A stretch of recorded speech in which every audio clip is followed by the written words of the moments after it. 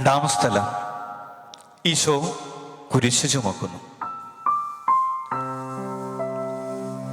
രണ്ടാമിടം എന്ന് പറയുന്നത് പോളണ്ട് ഓഷിസ്റ്റ് തടങ്കൽ പാളയമാണ്.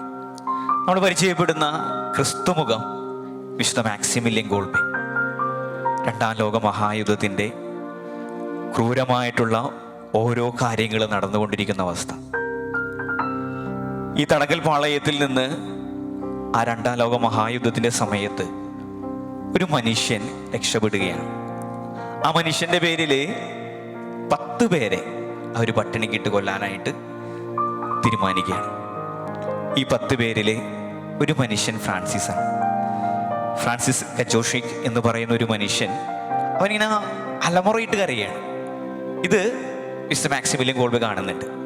എന്തിനാ നീ കരയുന്നത്? കരയുന്നത് അവൻ്റെ അമ്മയെ ഓർത്തിട്ടാണ്, മാതാപിതാക്കളെ ഓർത്തിട്ടാണ്, കുഞ്ഞുങ്ങളെ ഓർത്തിട്ടാണ്, ഭാര്യയെ ഓർത്തിട്ടാണ്. കാരണം ഞാൻ മരിച്ചാൽ പിന്നെ അവർക്ക് ആരുമില്ല, ആ ഒരു തോന്നൽ അവനുണ്ട്. അതുകൊണ്ട് തന്നെയും അവനൊരു മരണത്തെക്കുറിച്ച് അവൻ ചിന്തിക്കുന്ന പോലുമില്ല. വളരെ സങ്കടപ്പെട്ടുകൊണ്ട് അലറമുറയിട്ട് കരയുന്ന ആ മനുഷ്യനെ മാക്സിമിലിയൻ കോൾബെ കാണുന്നുണ്ട്. മാക്സിമിലിയൻ കോൾബെ ജനക്കൂട്ടത്തിൽ നിന്ന് കടന്നു വരികയാണ്. എന്നിട്ട് പറയുകയാണ്, ഈ മനുഷ്യന് വേണ്ടി ഞാൻ മരിച്ചോളാം, അവനെ വെറുതെ വിടണം. കുരിശു ചുമക്കുന്ന ക്രിസ്തുമുഖമായിട്ടാണ് മാക്സിമിലിയൻ കോൾബെ കടന്നു വരുന്നത്. അവൻ്റെ കുരിശിൻ്റെ ഭാരം അവനറിയാം. അത് മനസ്സിലാക്കാനുള്ള ഒരു മനസ്സ് അവനുണ്ട്. അതുകൊണ്ട് തന്നെയും മാക്സിമിലിയൻ കോൾബെ വന്ന് അവന് വേണ്ടി മരിക്കാനായിട്ട് തയ്യാറാകുകയാണ്. അങ്ങനെ ആ മരണം, ആ കുരിശ് മിസ്റ്റർ മാക്സിമിലിയൻ കോൾബെ ഏറ്റെടുക്കുന്നുണ്ട്. നമ്മളൊന്ന് ആലോചിച്ചാൽ നമുക്ക് ചുമലുകളുണ്ട് അല്ലേ? നമുക്ക് എല്ലാവർക്കും ഉണ്ട്. ഈ ചുമലുകൾ എൻ്റെ ഭാരം മാത്രം എടുക്കാനുള്ളതല്ല, മറിച്ച് അപരൻ്റെ ഭാരമൊന്ന് കയറുമ്പോൾ അവൻ്റെ കുരിശെടുക്കാനുള്ള ഒരു ചുമര് കൂടിയാണ് എന്നുള്ള ഒരു ബോധ്യമാണ് ഈ സ്ഥലം നമുക്ക് നൽകുന്നത്. ഈശോയും മാക്സിമിലിയൻ കോൾബെയും നമുക്ക് നൽകുന്ന ഒരു സന്ദേശം എന്ന് പറയുന്നത് ഇത്ര മാത്രമേ ഉള്ളൂ. അപരൻ്റെ വേദനകൾ മനസ്സിലാക്കുക, അപരൻ്റെ കുരിശിൻ്റെ ഭാരമൊന്ന് മനസ്സിലാക്കി ആ കുരിശെടുക്കാനായിട്ട് ഒരു നല്ല മനസ്സ് അത് നമ്മളിൽ രൂപപ്പെടട്ടെ എന്ന് നമുക്ക് പ്രാർത്ഥിക്കാം.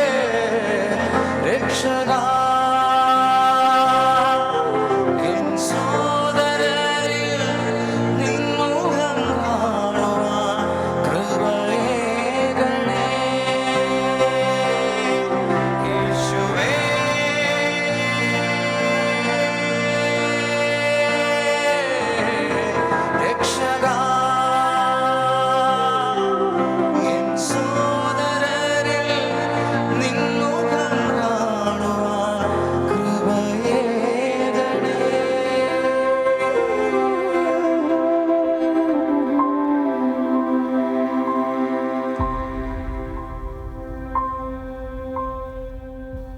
കർത്താവെ അനുഗ്രഹിക്കണമേ. പരിശുദ്ധ ദൈവമാതാവേ, ക്രൂശിതനായ കർത്താവിൻ്റെ തിരുമുറിവുകൾ എൻ്റെ ഹൃദയത്തിൽ പതിപ്പിക്കണമേ.